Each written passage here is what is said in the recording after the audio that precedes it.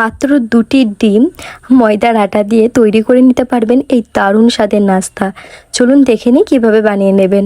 যার জন্য প্রথমেই আমি এখানে একটা ডিম ফাটিয়ে নিলাম, তার মধ্যে দিলাম লবণ আর জিরে গুঁড়ো। এখন এই সমস্ত কিছুটাকে খুব ভালো করে একদম ঝাঁকানাকা করে মিক্সড করে নিতে হবে।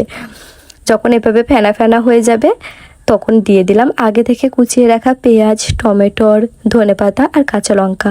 এখন সমস্ত কিছুকে খুব ভালো করে একদম মিক্সড করে নিলাম। অন্যদিকে একটা বড় পাত্র নিয়েছি, এখন তার মধ্যে দিয়ে দিলাম ময়দার আটা। এই ময়দার আটাটাকে কিন্তু চেলে নিতে হবে, তাহলে কোনো রকম দলা পেকে থাকবে না।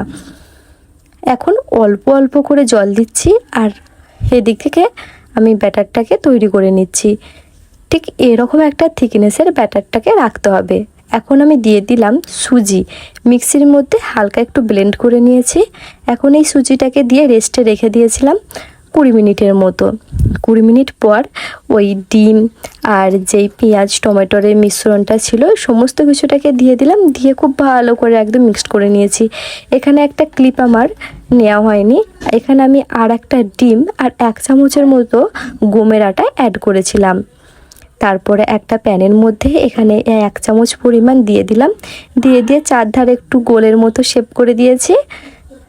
এখন কিন্তু তেল দেওয়ার প্রয়োজন নেই, এভাবেই প্রথমে ওই 2 মিনিটের মতো ঢাকা দিয়ে এপিট ওপিট করে নেবেন। তারপরে অল্প অল্প করে তেল দিয়ে আবারও ঢাকা দিয়ে 2 পিট করে নিলেই তৈরি হয়ে যাবে এই দারুণ স্বাদের মজাদার নাস্তা। বাড়িতে কিন্তু একবার হলেও বানিয়ে দেখবেন আর আমাকে কমেন্ট করে অবশ্যই জানাবেন।